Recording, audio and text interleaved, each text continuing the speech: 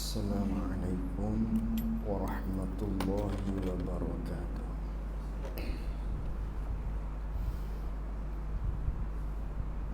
Bismillahirrahmanirrahim. Alhamdulillahi rabbil alamin. Wassalatu wassalamu ala ashrafil anbiya'i wal mursalin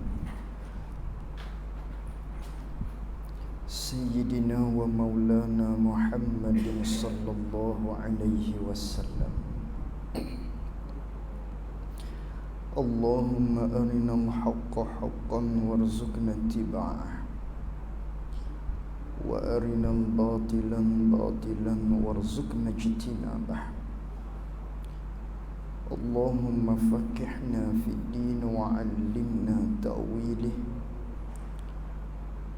Allahumma faqihna fid din wa 'allimna ta'wilih.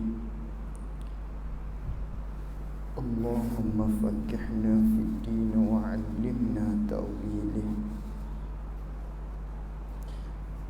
Allahumma nawwir qulubana bi nuri hidayatika kama nawwaltal arda bi nurika syamsika abadan abada.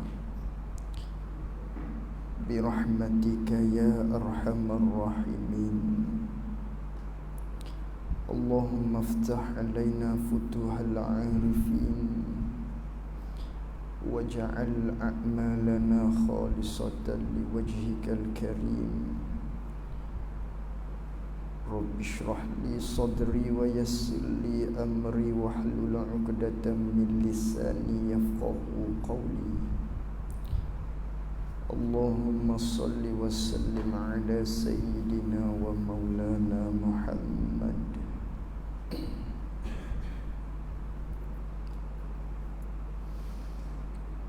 Qala al-muallif rahimahullahu ta'ala wa nafa'na bi'ulumihi wa bi'ulumina fid darain amin. Keenam, wahdaniyah. Artinya, arti wahdaniyah, keesaan Allah Ta'ala. Keesaan Allah Ta'ala pada zat dan pada sifat dan pada af'al. Kata pengarang kita Syekh Ahmad Ibnu Muhammad Zain Al-Fatani rahimahullahu ta'ala, katanya keenam, wahdaniyah. Sifat yang keenam, yakni yang keenam pada sebutan lidah lah. Banyak kali dah diulangnya. Maknanya tertib fizikri, teratur sebutan 1, 2, 3 dan sebagainya, yang nanti kita akan maknanya bilang satu-satu tu, dan yang lepas pun kita telah bilang. Maka bilangan-bilangan tersebut adalah pada tertib pelaturannya pada sebutan lidah kita sahaja, untuk memudahkan bagi kita nak belajar dia. Maka adalah tertib tersebut. Adapun pada hakikatnya sifat Allah Subhanahu wa ta'ala tidak ada permulaan bagi ada dia, sebagaimana zat Allah Subhanahu wa ta'ala lah.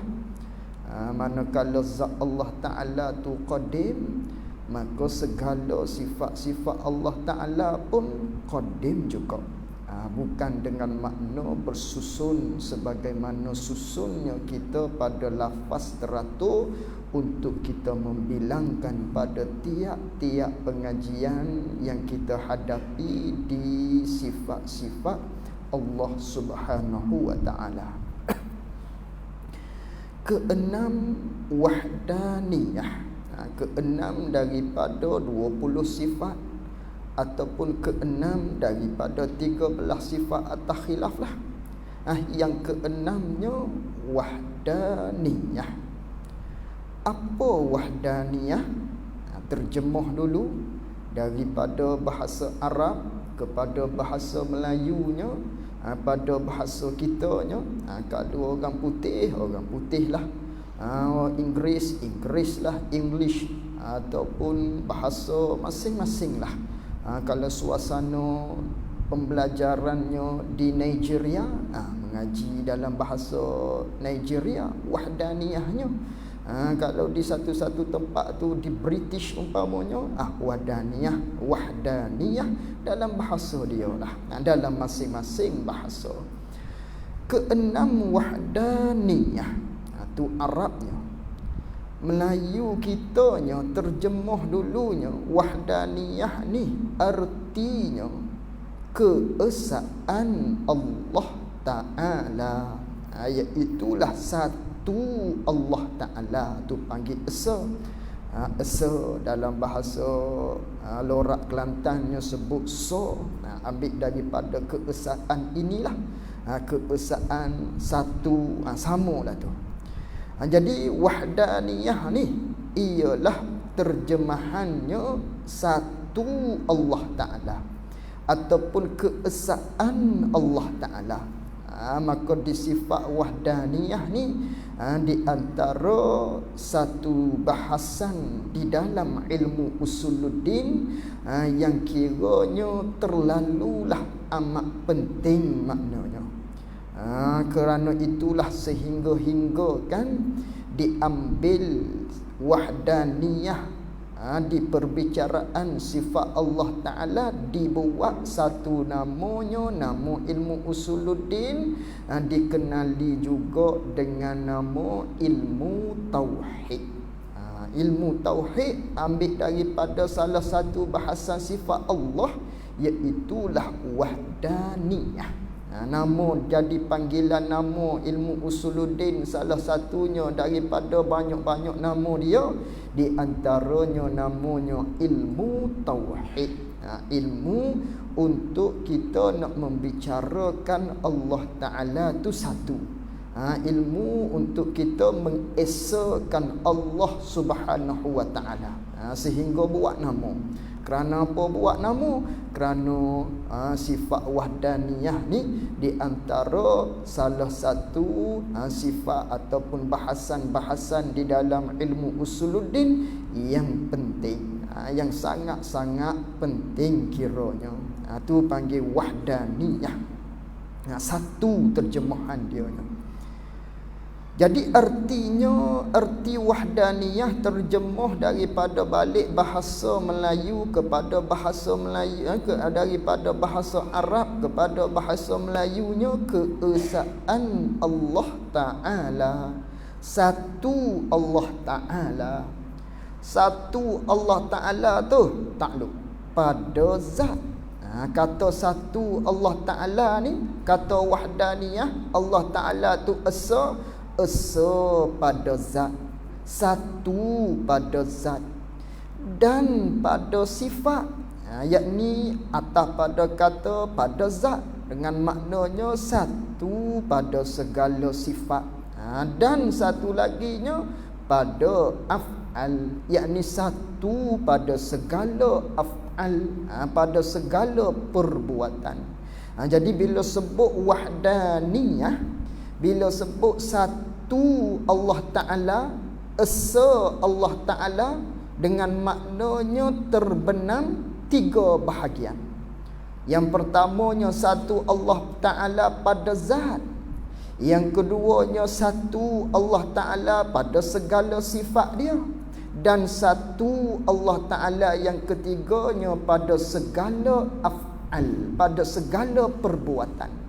Maka bila sebut esa Allah Ta'ala, maka keluarnya tiga bahagian tadi.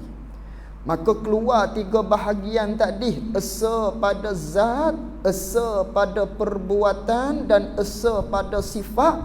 Tiap-tiap satu daripadanya pula ada terbahagi pula kepada dua. Tiap-tiap satu daripada tiga tadi. Satu Allah Ta'ala terbahagi pada tiga. Dalam tiap-tiap tiga tadi itu terbahagi pula dua. Makna satu pada zat, keluar dua makna. Satu pada sifat, keluar dua makna. Satu pada segala af'al pun keluar dua makna atas khilaf.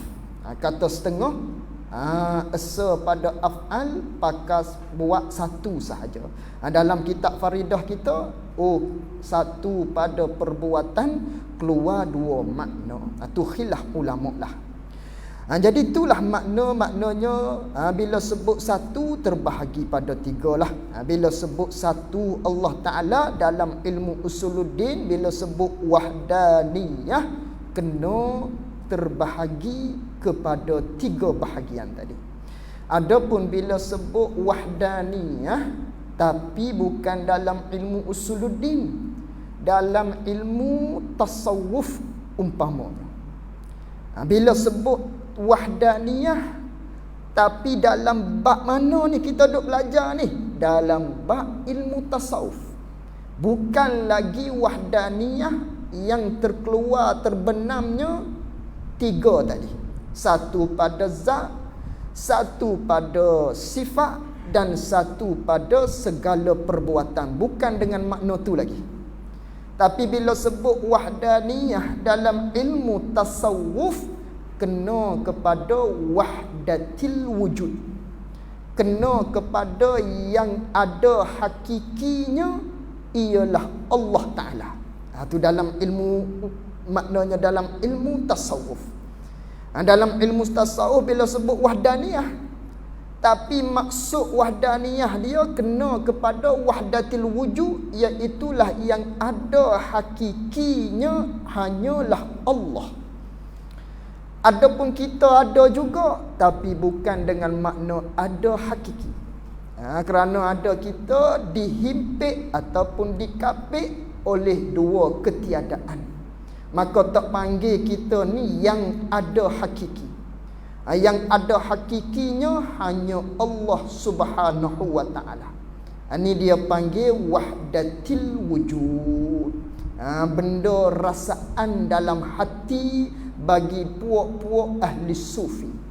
Benda rasaan, bukan dia fahaman. Dia bukan iktikad keyakinan, tapi dia merupakan satu zauq, satu rasaan dalam hati dia. Maka dia lihat, umpamanya dia lihat kepada burung, dia nampak kekuasaan Allah. Dia nampak kekuasaan Allah. Dia tengok kehansaman seseorang, kecantikan seseorang, dia melihat dengan pandangan hatinya jamal Allah Ta'ala. Dia lihat maknanya seseorang tu aksiden ke, ada berlaku kemalangan, dia lihat qahar Allah Subhanahu wa Ta'ala. Maka pada pandangan hati dia, walaupun zahirnya terlihat kepada makhluk, tapi dia dalam pandangan hatinya hanya ingat kepada Allah Subhanahu wa Ta'ala. Ini dia panggil benda rasaan bagi ahli tasawuf, bagi ahli sufi. Dia bukan pegang dalam hati, dia bukan satu kepercayaan, satu keyakinan, tapi satu rasaan. Kerana ahli sufi ni hati dia jernih, hati dia tu bersih, sehingga kan dia dapat mengkosongkan hati dia daripada diisi perkara-perkara makhluk. Yang hanya ada dalam hati dia ialah ingat kepada Allah. Ni ahli sufi. Dia mengkosongkan hati dia, mengkosongkan daripada makhluk. Manakala hati dia kosong daripada makhluk, yang ada dalam hati dia hanya ingat kepada Allah. Dengan kata-kata mudah-mudahnya, dia buang makhluk dalam hati dia, ambil Allah letak dalam hati. Itu cakap mudah-mudah. Bukan dengan makna Allah berjirim boleh telan makan berbubuh dalam hati kita, bukan dengan makna tu. tapi maknanya dia buang segala-galanya dalam hati dia yang berbentuk makhluk keduniaan, yang hanya dia ingat kepada Allah Subhanahu wa taala. Ni hati dia begitu. Adapun hati kita orang awam tak sampai pada tahap tu. Hati kita nya penuh dengan keduniaan, penuh dengan makhluk. Kerana apa penuh dengan makhluk? Kerana apa hati kita tadi tu penuh dengan keduniaan? Kerana lahir-lahir kita tu mula-mulanya kita kenanya dunia. Kita keluar daripada perut ibu kita, benda mula-mula yang kita kenal dunia. Oleh kerana kita kenanya dunia, laparnya, nak isap peknya, nak minum susunya, katakan lepas besar sedikit maknanya nak kepada mainan-mainan, tak kiralah sehinggalah kita besar bekerja dan sebagainya. Apa yang ada dalam hati kita? Keduniaan. Itu kita orang awam. Dah manakala hati kita tu penuh dengan keduniaan, untuk kita ingat kepada Allah tu dah tak boleh dah. Kerana apa? Cuak sangat dah dalam hati kita. Penuh dah. Kalau kata lipah dah dengan ingat kepada dunia tadi. Dah kira mulai daripada kita kecil lahir lagi duduk sumbaknya dunia. Duduk hadirnya dalam hati kita ni duduk kenanya dunia. Duduk hati kita ni duduk bergelumang dengan dunia. Dah kerana penuh dah hati kita dengan dunia, nak ingat kepada Allah tu sangat-sangat berat. Tak boleh nak masuk dah. Umpamanya kalau gelah lah satu cawan yang dipenuhi dengan ais, dengan benda-benda pepejal, mana kalau penuh nak ambil benda lain nak buat masuk dalam cawan yang sudah penuh tu tak boleh dah. Melainkan kita kena kuih buang dia. Kena ambil satu, buang sikit, ambil, buang sikit, baru boleh masuk benda lain ke dalam cawan tersebut. Sebaliknya kalau tak buang dia, tak boleh nak masuk dah. Maka hati kita begitulah. Kerana apa hati kita kerah untuk ingat kepada Allah? Kerana hati kita ni penuh dengan dunia. Maka kita kena delete dia. Kita kena hapuskan dia.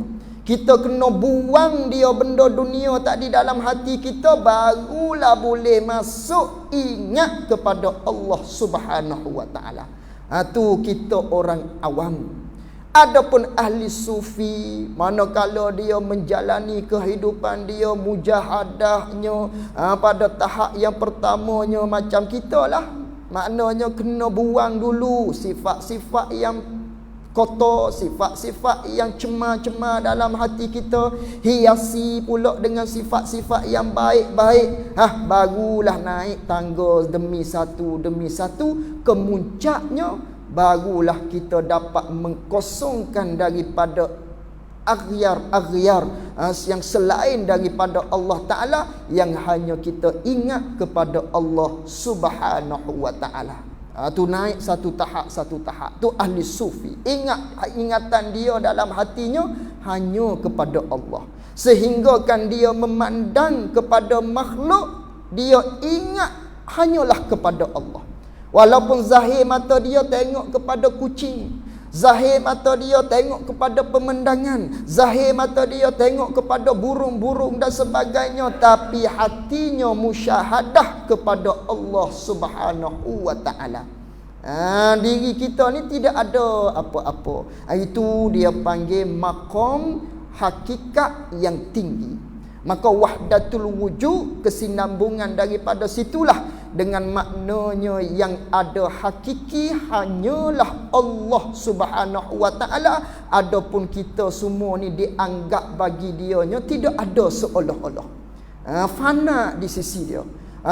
Umpamanya orang mari tanya kita contoh, Ustaz, moga sebab kita ni keluaran umpamanya ada ijazah ke, ada ijazah dalam bidang agama, bila kita balik di kampung, orang kampung minta kepada kita, Ustaz, mintalah mengajar sedikit di surau, di masjid umpamanya. Kita pun kata kepada tu imam tadi, kita ni tak mengaji dulu. Tak mengaji mana kita. Tu. Seolah-olahnya kita katanya kita tak belajar. Walha kita belajar. Oleh kerana sikit sangat kita belajar tadi, sehingga kita kata kita tu tak belajar. Walhal kita belajar. Tapi oleh kerana kita tak pandang hok belajar tadi, kita kata tak belajar. Jadi golongan-golongan ahli sufi ni pun sama. Dia melihat yang ada hakiki pada pandangan hatinya hanyalah Allah Subhanahu wa taala. Adapun kita semua ni tak dianggapkan ada. Kerana itulah tu dirasaan hati dia. Bukan i'tiqad, bukan dia pegang dalam hati. Jadi wahdatil wujud ni bukan satu keyakinan i'tiqad bagi hati seseorang, tidak, tapi benda rasaan zauq bagi barang siapa yang mana dia dekat dengan Allah Subhanahu wa taala. Itu wahdatil wujud di dalam wahdaniyah di dalam ilmu tasawuf kena kepada wahdatil wujud. Bukan sesak wahdatil wujud ni, tidak. Tu bagi tahu tu selit sedikit tu kerana ramai di antara kita maknanya tidak memahami berkaitan dengan wahdatil wujud tadi, sehingga mereka itu mentohmah dengan pelbagai-bagai tohmahan sesat dan sebagainya. Walha kita tu tidak memahami, kerana dia anggap wahdatil wujud ni satu keyakinan, satu fahaman, satu i'tiqad, bukan benda rasaan hati orang yang hatinya jernih kepada Allah Ta'ala, yang memandang dengan mata hatinya hanya lihat kebesaran Allah Subhanahu wa Ta'ala. Yang wujud hakikinya hanyalah Allah. Itu dalam ilmu tasawuf bila sebut wahdaniyah. Jadi kita dalam ilmu usuluddin bila sebut wahdaniyah dengan maknanya terbahagi kepada 3 bahagian. Satu pada zat, satu pada segala sifat, dan satu pada segala af'al. Apa makna dia bagi tiap-tiap satu tadi, yang terbahagi kepada 2 pula makna dia bagi tiap-tiap satu daripada 3 tadi. Dan maknanya makna esa Allah Ta'ala pada zat dulu. Ini makna yang pertama dulu. Makna yang pertama pada sebut wahdaniyah pada zat. Makna yang pertama. Dan maknanya makna esa pada zat bagi makna yang pertama, boleh kita letak begitulah, kerana ada 2 makna. Ini makna yang pertama dulu, esa pada zat, tak bicara lagi esa pada sifat, tak bicara lagi esa pada af'al. Ambil esa pada zat dulu, ada 2 makna. Makna yang pertama dulu. Dan maknanya makna keesaan Allah Ta'ala pada zat itu, bahawasanya Allah Ta'ala itu tiada zatnya zat Allah Ta'ala. Tiada dengan makna bukanlah zatnya zat Allah Ta'ala. Bukan zat Allah Ta'ala ni bersusun daripada 2 zat atau lebih, yakni lebih daripada 2 zat. Zat dengan makna juzuk. Jaga zat di situ dengan makna juzuk. Takdir kalam semula, apa makna esa pada zat Allah, dengan maknanya bahawa Allah Ta'ala tu zat dia bukan bersusun daripada 2 juzuk atau lebih, yakni lebih daripada 2 juzuk. Ini makna esa pada zat. Esa pada zat, satu pada zat Allah Ta'ala, dengan maknanya zat Allah Ta'ala ni bukanlah jenis bersusun, jenis bertindang, jenis berkapuh, jenis bertindih-tindih daripada beberapa juzuk, sekurang-kurangnya 2 juzuk, tidak. Atau lebih daripada 2 juzuk bertindangnya zat Allah Ta'ala, bertindihnya, berkapuhnya, bersusunnya zat Allah Ta'ala, tak sama sekali. Zat Allah Ta'ala bukan satu jenis zat yang bersusun, yang berkapuh, yang bertindih dengan 2 juzuk atau lebih daripada 2 juzuk. Juzuk, kalau begitu, tak juga. Kalau juzuk kita dah mengaji dah. Di sifat mukhalafatuhu ta'ala lil hawadis, Allah Ta'ala bukan maknanya berjirim. Apa berjirim? Terbahagi pada dua. Sama ada jirim tu jirim yang bertokar kita panggil. Jirim lagi jisim, tiap-tiap benda yang boleh belah, boleh kerak, boleh nipiskan. Ataupun jirim tu dia panggil jirim firik, benda yang sangat-sangat halus, sekira-kira tak boleh nak belah dia, tak boleh nak kerak dia, pun panggil jirim juga. Tu di sifat mukhalafah kita belajar dah, benda halus sangat ni dia panggil jauha fardin, jirim juga. Maka Allah Ta'ala tak sama dengan makhluk, tak berjirim. Tidak jirim lagi jisim, tidak jauha fardin ataupun jirim firik, tidak sama sekali. Adapun wahdaniyah Allah Ta'ala pada zat dia, makna yang pertama nak membahaskan tentang zat Allah Ta'ala ni. Zat dia bukan jenis satu zat yang bersusun ataupun yang berkapuh, yang bertindih dengan juzuk-juzuk, ataupun dengan 2 juzuk, dengan 3 juzuk katakanlah ke atasnya. Walaupun 1 juzuk pun tak juga. Ini zat Allah Ta'ala bukan jenis bertindih begitu. Dengan kata lainnya, makna esa Allah Ta'ala pada zat dengan maknanya zat Allah Ta'ala bukan satu jenis zat yang boleh kita fardu dan takdir. Bukan satu jenis zat yang boleh kita andai kalau dalam fikiran kita untuk belah dan bahagi zat Allah Ta'ala ni. Bukan jenis tu. Adapun zat makhluk boleh kita nak andai, boleh kita nak gambarkan, boleh kita nak fardu takdir, nak menjikalaukan belah dan bahagi boleh, kerana dia bersusun. Umpamanya kita kata apa dia panggil, sepotong kaki nyamuk umpamanya. Kita ambil sepotong kaki nyamuk, kita kerak dia. Bila kita tengok satu ekor, bukan satu ekor, satu keping kaki nyamuk tu, akal kita, pemikiran kita, otak kita, bila kita lihat dia, kita boleh nak fardu dalam fikiran kita, boleh kita nak gambarkan dalam fikiran kita, boleh kita nak takdir, boleh kita nak fardu, kita nak buat andaian, aku nak belah 2 dia, boleh, walaupun kita tak belah. Bermakna kita boleh buat gambaran, bermakna kita boleh nak fardu, nak jikalau boleh belah benda ni. Itu panggil zat makhluk bersusun dengan beberapa juzuk, sehingga boleh kita nak fardukan dalam fikiran kita, dalam hati kita untuk belah dan bahagi dia. Itu makhluk.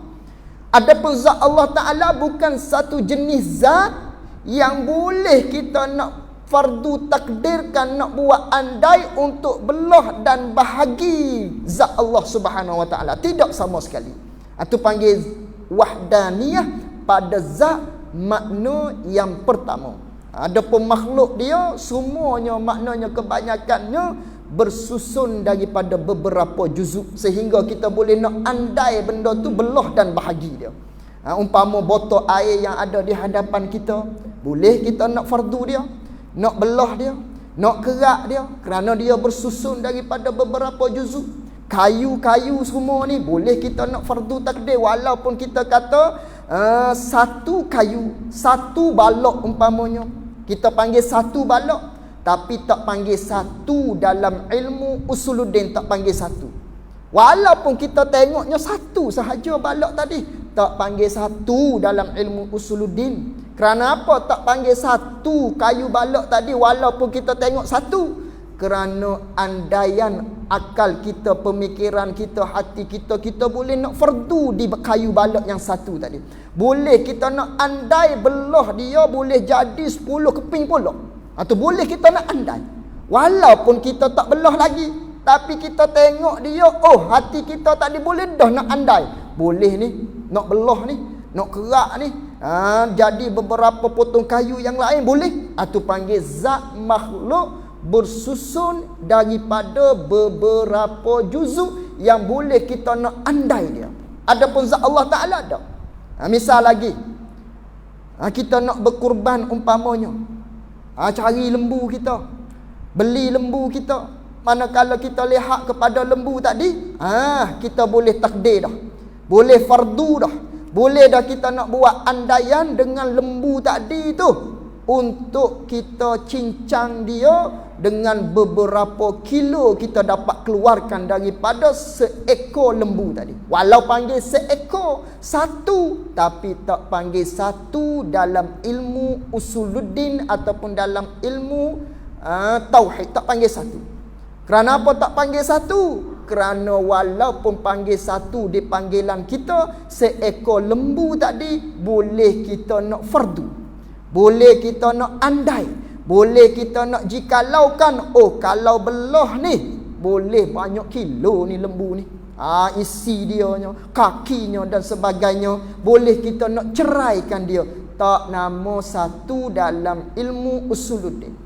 Maka Allah Ta'ala zat dia tu esa, makna yang pertama, zat dia bukanlah satu zat yang boleh kita nak andaikan belah dan bahagi. Itu dia panggil esa Allah Ta'ala, satu Allah Ta'ala, satu sengoti, satu sungguh. Itu sebab itulah dikatakan wahdaniyah.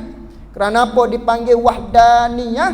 Kerana alif nun tu dia panggil lil mubalaghah, dengan maknanya satu sengoti Allah Ta'ala, satu sengoti pada zat dia, satu sengoti pada segala sifat dia, satu sungguh dalam segala perbuatan dia, satu sengoti dalam zat dia, dengan maknanya zat Allah Ta'ala ni satu sengoti, tak boleh nak fardu takdirkan untuk dibelah bahagikan zat Allah Subhanahu wa Ta'ala. Bukan jenis bersusun daripada beberapa juzuk, bukan jenis bertindih-tindih, bertindang-tindang daripada beberapa juzuk. Itu dia panggil esa Allah Ta'ala pada zat dia, makna yang pertama. Itu makna yang pertama.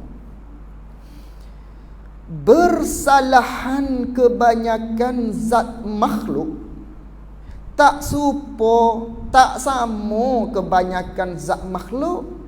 Zat Allah Ta'ala bukan satu jenis zat yang boleh difardu takdirkan, maknanya belah dan bahagi. Bersalahan kebanyakan zat makhluk tak sama dengan kebanyakan zat makhluk. Apa zat makhluknya? Bagaimana zat makhluknya? Seolah-olah ada makalah di situ. Kerana ada bersalahan. Maka bersusun ia zat makhluk ni, kebanyakan zat makhluk ni berkapuh, bertindih daripada beberapa banyak zat, iaitu beberapa banyak zat tu. Nak tafsirkan makna bersusun daripada beberapa banyak zat, iaitu bersusun daripada beberapa banyak segala juzuk-juzuknya. Ada banyak juzuk, itu dia panggil zat bagi makhluk. Adapun zat Allah Ta'ala bukan satu jenis zat yang boleh kita nak fardu takdirkan dalam hati kita untuk belah dan bahagi. Adapun zat makhluk boleh kita nak fardukan untuk belah dan bahagi dia. Misal seperti maknanya kaki nyamuk tadilah, walaupun halus kecil pun kita boleh nak fardu takdir untuk kita belah bahagi dia, kerana dianya bersusun daripada beberapa juzuk. Katakanlah kiaslah dengan segala-gala makhluk yang lain, kebanyakannya begitulah. Adapun Allah Ta'ala bukan satu zat yang bersusun daripada beberapa juzuk, dengan kata lain bukan satu zat yang boleh kita nak fardu takdirkan untuk belah bahagi dia. Bukan jenis tu, bukan pesing tu zat Allah Subhanahu wa Ta'ala. Itulah yang dikatakan esa Allah Ta'ala pada zat dia, makna yang pertama. Makna yang pertama. Dan bersusun ini Dan bersusun ini, yakni bersusun bertindang-tindang daripada beberapa juzuk-juzuk ni kita kata tadi tu. Dan bermula bersusun ini dinamakan dia kan bersusun daripada beberapa juzuk ni dinamo dipanggil, yakni dinamo dalam istilah ilmu usuluddin, boleh kita tanda begitulah. Ulama usul ataupun ulama makulat, dia ambil buat satu nama, serupa dengan dalam ilmu tajwid lah. Umpamanya mat asli, tu dia buat satu nama tu. Apa mat asli? Kena kepada benda tu. Apa dia mat tabi'i? Umpamanya katakanlah satu nama. Ni pun sama ni. Ulama usuluddin ataupun ulama makulat, dia buat satu nama. Jenis benda yang bersusun daripada beberapa juzuk ni dinamakan dia pada istilah ilmu usuluddin dipanggil dengan kam muttasil pada zat nama dia. Dia panggil kam muttasil nama dia. Apa kam muttasil? Kam ialah beberapa bilangan. Tu panggil kam. Kam ialah tiap-tiap benda yang boleh kita fardu dalam hati kita belah bahagi, panggil kam lah benda tu. Tiap-tiap benda, asalkan benda tu yang boleh kita fardu andai dalam hati kita, pemikiran kita, benda ni boleh untuk kita belah dan bahagi dia, panggil kam lah benda tu. Umpamanya remote apa ni, remote kereta, telefon kita, botol air kita sendiri, lembu, katakanlah misal-misal tadi, dia panggil kam benda tu. Kerana apa panggil kam benda tu? Kerana benda tu ialah benda yang boleh kita nak belah bagi dia, panggil kam. Tu kam. Muttasil, duduk berhubung. Muttasil maknanya duduk berhubung. Berhubung di mana? Di benda tu. Atau dia panggil kam muttasil. Beberapa bilangan ataupun tiap-tiap benda yang boleh kita nak tiap-tiap benda yang boleh kita nak andaikan dalam fikiran kita untuk belah bagi dan sebagainya, dia panggil kam. Botol air dia panggil kam. Muttasil, beberapa bilangan hok kita boleh fardu nak belah bahagi tadi tu duduk muttasil. Duduk berhubung. Duduk berhubung di mana? Muttasil di mana? Di botol air tu. Di benda hok kita fardukan nak belah bahagi tu duduk berhubung di situ. Tu dia panggil kam muttasil. Pitah dulu. Hak lagi akan datang kam munfasil pada zat. Apa kam munfasil pada zat? Tiap-tiap benda yang kita silau dalam hati kita untuk belah bahagi dia panggil kam. Tapi dia munfasil. Sudah pun berasingan, sudah pun bercerai. Jadi becek dah, jadi dua. Botol ni satu, kita belah dia jadi dua. Itu panggil munfasil. Sudah bercerai dah. Hak tadi muttasil, duduk berhubung di satu benda. Bila kerak dia jadi dua, berasingan dah. Hak tadi berhubung, sudah berasingan dah. Tu dia panggil kam munfasil. Sudah pun berasing dah. Adapun muttasil, duduk berhubung di satu-satu benda yang kita kata andaikan tadi untuk dibelah bahagi dia. Itu dia panggil kam muttasil pada zat. Maka Allah Ta'ala bukan satu jenis zat yang kam muttasil, yang boleh untuk kita fardu takdirkan belah dan bahagi dia. Bukan jenis tu. Itu dia panggil kam muttasil. Maka ternafilah kam muttasil ini. Habis itu tu makna yang pertama. Makna yang pertama.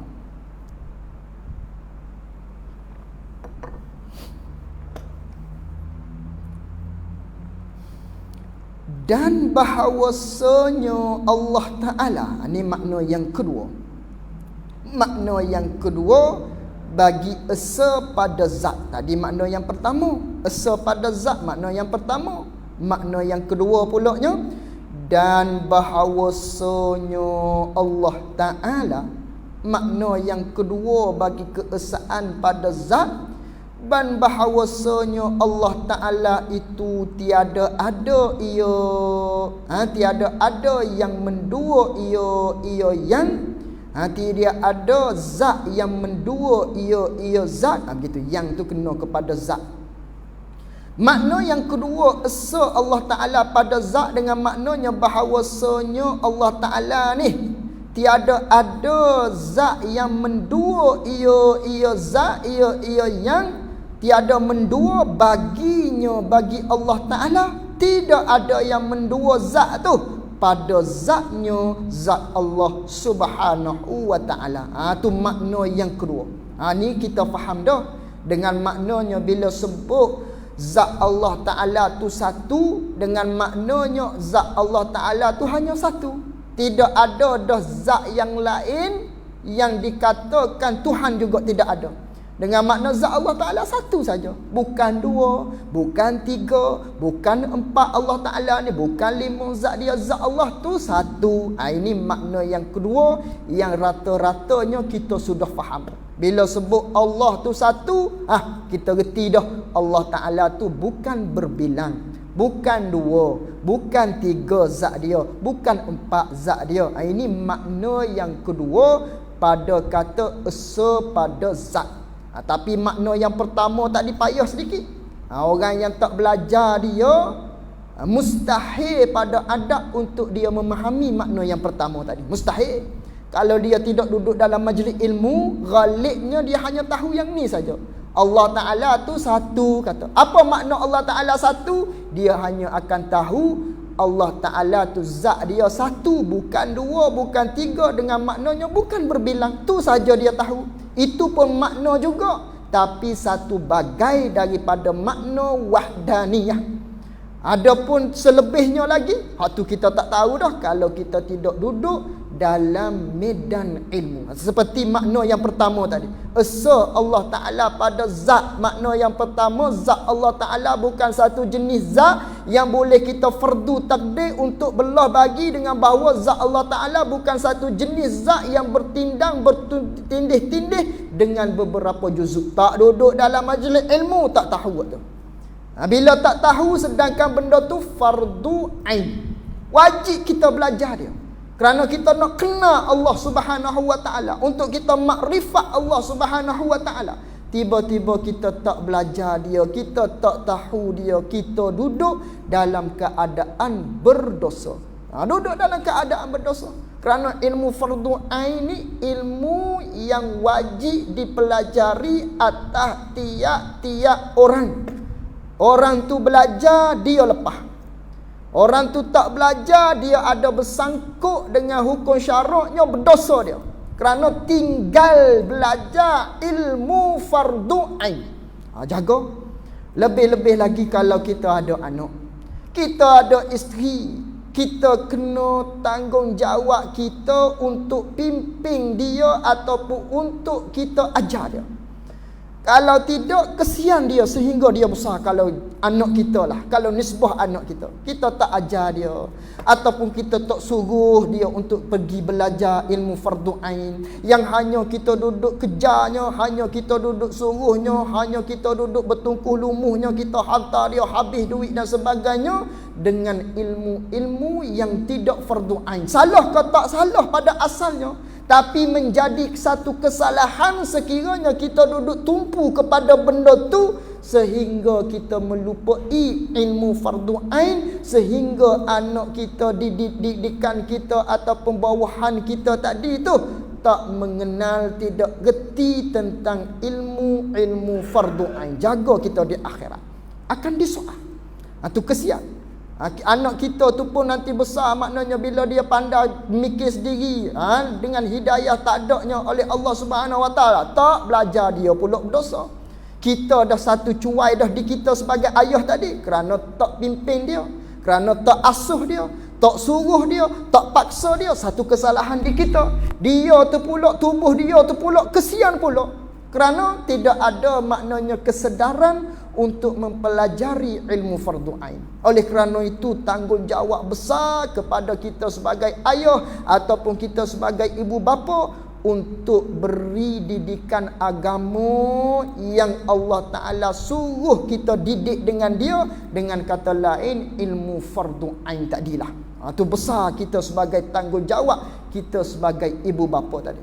Kerana semua tu akan ditanya oleh Allah Subhanahu wa Ta'ala di akhirat. Bukan setakat anak saja akan ditanya, bukan setakat maknanya isteri kita sahaja ditanya, harta kita pun akan ditanya.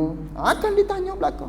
Tidak ada satu benda pun yang tidak akan ditanya. Akan ditanya oleh Allah Ta'ala. Kerana dunia ni tempat imtihan. Dunia ni tempat diuji, tempat ujian. Manakala tempat ujian, akan ada satu harinya tempat untuk diperiksa. Bandingannya seperti kita ambil PT3 ke, ambil UPSR, peperiksaan SPM, ada peperiksaan, ada ujian. Bila ada ujian, akan adanya satu masa tu waktu untuk diperiksa kertas dia. Dah ada ujian. Bila ada ujian, ada satu masa untuk diperiksa kertas tersebut. Dan akan adanya keluarlah natijah lulus ataupun tidak. Maka kita pun sama. Dunia tempat imtihan, tempat diuji, tempat ujian. Bila tempat ujian, satu masanya ada tempat diperiksa. Diperiksa satu-satu. Di atas ujian yang kita buat ni, lulus ataupun tidak, akan diperiksa.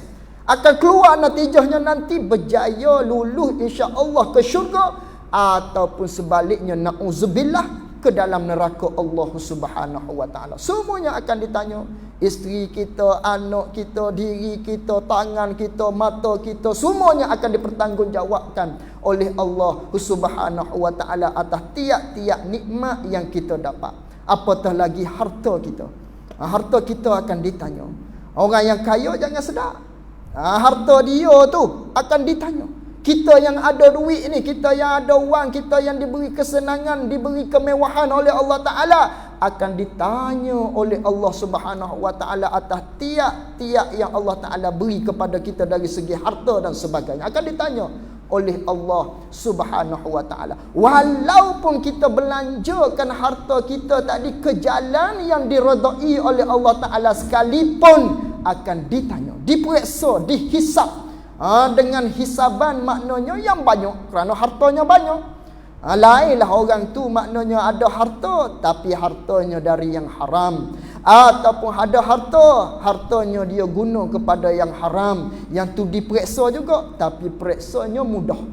Hak payahnya ada harta dari yang halal, dan maknanya guna pun kepada yang halal. Yang ni lama diperiksa. Ada satu hadis Nabi sallallahu alaihi wasallam. Satu cerita. Hadis Nabi sallallahu alaihi wasallam, Nabi bersabda, "Innal aghniya yuhsyaru fi yaumal qiyamati arba'u firaq." Kata Nabi sallallahu alaihi wasallam, sesungguhnya orang kaya ni, sama ada dia mempunyai wang, hartanya banyak, ada kesenangan dunia lah, tak kira lah, dia panggil aghniya. Sesungguhnya orang yang kaya ni, yang memiliki harta, yang Allah Ta'ala beri kesenangan hidup kepada dia, dihimpunkan oleh Allah Ta'ala pada hari kiamatnya dengan 4 golongan. 4 golongan. Puak-puak yang senang-senang, yang Allah Ta'ala bagi harta kepada dia, Allah Ta'ala bagi wang kepada dia, Allah Ta'ala bagi kesenangan hidup kepada dia. Di akhiratnya, di hari kiamat, Allah Ta'ala himpun dia di dalam 4 golongan. 4 golongan. Yang pertamanya, kata Nabi sallallahu alaihi wasallam, fariqun man jama'al mala min haramin wa anfaqahu fil haram. Golongan yang pertama, kata Nabi sallallahu alaihi wasallam, kelompok yang pertamanya, di mana mereka ini dia himpunkan harta dia. Dia himpunkan harta dia, dia cari harta dia daripada usahanya yang haram, sumbernya daripada yang haram. Dia buka pusat judi, dia buka pusat karaoke, dia tikam loteri umpamanya, dia berjudi, dia dapat hasilnya daripada hasil yang haram. wa anfaqahu fil haram, dan dia memperbelanjakan pula duit yang dia perolehi tadi kepada yang haram. Dia guna pun kepada yang haram. Lalu tu kata Nabi sallallahu alaihi wasallam, faqila, maka kata Allah Taala kepada malaikat, maknanya khuzuhu ilan nar, masukkan orang ini kepada dalam neraka Allah Subhanahu wa taala. Hisabuhu yasira, sesungguhnya perhitungan dia mudah sahaja. Kerana apa mudah? Kerana maknanya tengok-tengok daripada sumber haram. Belanja pun daripada sumber yang haram. Pakai mudah-mudah masukkan dia ke dalam neraka Allah Subhanahu wa taala. Yang kita tahu, perhitungan yang mudah, hisab yang mudah, orang yang dapat amalan daripada tangan yang kanan, yang tu kita tahu ya. Sebaliknya, hisab yang mudah juga bagi orang-orang yang mempunyai harta, yang mana harta dia sumber daripada yang haram, dan juga dia belanjakan kepada yang haram. Mudah juga hisaban dia. Umpamanya kita kena sekat di immigration. Bila kita sekat di immigration ataupun ke roadblock umpamanya, buka-buka bonet kereta ada dah. Pakai mudah-mudah terus wak masuk dalam gok dah, wak masuk dalam penjara dah, kerana buka saja pintu. Maknanya bonet kereta dia benda salah dah. Tak payah dah periksa ada lesen ke, ada IC kau, bawa IC kau, tak payah dah pakai pegang-pegang igat letak dalam penjara. Kerana apa? Ada kes dah dia tu. Ada barang yang terbukti salah dah. Ini pun sama. Dia guna harta dia ataupun dia perolehi harta dia daripada sumber yang haram. Mudah saja hisaban dia, terus ke dalam neraka Allah Subhanahu wa taala. Ni golongan yang pertama. Yang kedua, kata Nabi sallallahu alaihi wasallam, wa fariqun man jama'al mala min halalin wa anfaqahu fil haram. Yang kedua, golongan yang kedua pula, dia dapat harta dia, dia himpun harta dia, dia usaha daripada usaha yang halal. Dia dapat harta daripada harta yang halal. Dia meniaga, ataupun dia makan gaji, ataupun dia bekerja, tak kira lah, bercucuk tanam ke, duduk jual ke, tak kira. Sumber dia, dapatan dia daripada sumber yang halal. Lalu tu dia belanjakan kepada yang haram. Tapi manakala dia dapat duit, dia dapat harta daripada sumber yang halal, dia belanja pula kepada jalan yang tidak diredai oleh Allah Subhanahu wa taala. Pergi masuk saham yang mempunyai riba yang tidak masuk saham yang tidak patut syariah kau umpamanya. Tak kira lah, masuk pelaburan yang ada riba ke umpamanya. Tu asalnya daripada harta yang halal. Dia perolehi harta tadi, tapi dia ambil harta dia yang halal, dia guna pula, dia nak kepada kaya yang cepat tadi tu kepada yang haram umpamanya. Dia belanja pula kepada yang haram umpamanya. Yang ni pun kata Nabi sallallahu alaihi wasallam, Allah Taala suruh malaikat tadi, khuzuhu ilan nar, pimpin dia, masukkan dia ke dalam neraka. Ni golongan yang kedua. Golongan yang ketiga, kata Nabi sallallahu alaihi wasallam, wa fariqun man jama'al mala min haramin wa anfaqahu fil halali. Golongan yang ketiga, di mana dia dapat harta, dia himpun harta, tapi harta dia tu daripada sumber yang haram. Dia tikam loteri boleh 1 juta umpamanya. Loteri kebajikan, dapat 1 juta. Tiket nombor dapat 1000 dan umpamanya, tak kira lah. Tapi dia belanja kepada yang halal. Dia buat kahwin dengan duit tersebut, dia beli kereta dengan duit tersebut, dia beli rumah dengan duit tersebut, duit sumber haram. Ataupun dia sedekah kepada pusat-pusat tahfiz daripada duit yang haram tadi. Yang ni pun kata Nabi sallallahu alaihi wasallam, khuzuhu ilan nar, masuk dia ke dalam neraka Allah Subhanahu wa taala. Maka kesimpulan kepada kita, 3 puak ini, maknanya ada salah satu sahaja daripada yang haram hisabnya mudah sahaja, terus ke dalam neraka Allah. Asalkan ada yang haram, sama ada harta haram tadi dalam bentuk kita dapat, kita usaha, ataupun yang haram tadi kita guna kepada yang haram, tak kira sama ada salah satu tadi, semuanya ke neraka Allah Subhanahu wa taala. Yang keempat akhir sekali kata Nabi sallallahu alaihi wasallam, wa fariqun man jama'al mala min halalin wa anfaqahu fil halal. Satu kelompok lagi yang terakhirnya, dia dapat harta daripada sumber yang halal dan dia menggunakan, maknanya harta dia tu juga kepada yang halal. Dapat daripada halal sumbernya, guna pun dia guna kepada yang halal. Lalu kata Nabi sallallahu alaihi wasallam, hazal ladzi yuhasib, inilah orang yang akan dihisap oleh Allah Subhanahu wa taala. Kelompok inilah yang akan dihisapnya, yang akan diperiksa dengan satu-satunya. Yang mana? Kelompok yang ada hartanya diperolehi daripada sumber halal, dia guna pun kepada yang halal. Kelompok ni akan diperiksa satu-satu oleh Allah Subhanahu wa taala. Allah Taala akan tanya dia dengan harta dia tadi tu, adakah sehingga dia galik tinggal solat dia? Katakan tidak. Akan ditanyakan lagi oleh Allah Taala, adakah dia mempunyai jiran? Adakah dia ada tetangga-tetangga di tepi dia? Sehingga kan tetangga-tetangga dia ada yang mengatakan, ya Rabbi, hei Tuhan, laqad agnaitahu baina azharina, sesungguhnya engkau telah memberikan kepadanya harta kemewahan yang banyak di hadapan kami ya Allah.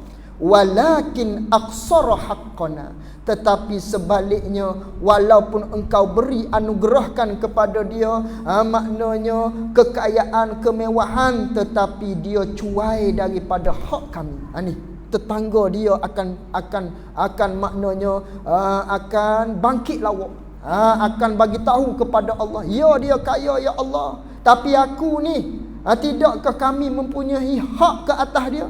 Dia tak bantu pun kami, dia tak tolong pun kami. Kami nak mengaji agama, dia tak tolong. Ada ibu tunggal, dia tak tolong. Ada anak yatim, dia tak tolong. Ada di kalangan kami jiran-jirannya yang susah, dia tak tolong. Adik-beradik dia yang susah, dia tak tolong. Ni semua akan dipertanggungjawabkan di hadapan Allah Ta'ala di padang mahsyar dengan sekira-kira diperiksa dengan secara halusi. Orang yang mempunyai harta yang banyak, kita yang mempunyai harta yang banyak, semuanya akan dipertanggungjawabkan di hari akhirat di hadapan Allah Subhanahu wa taala. Tu harta kita, anak kita dan sebagainya akan dipertanggungjawab. Guna dia kepada jalan yang diredai oleh Allah Subhanahu wa taala.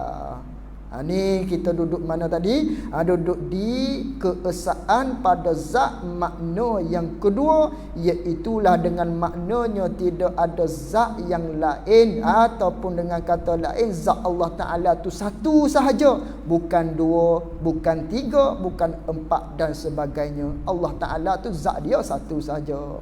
Maka jadi ia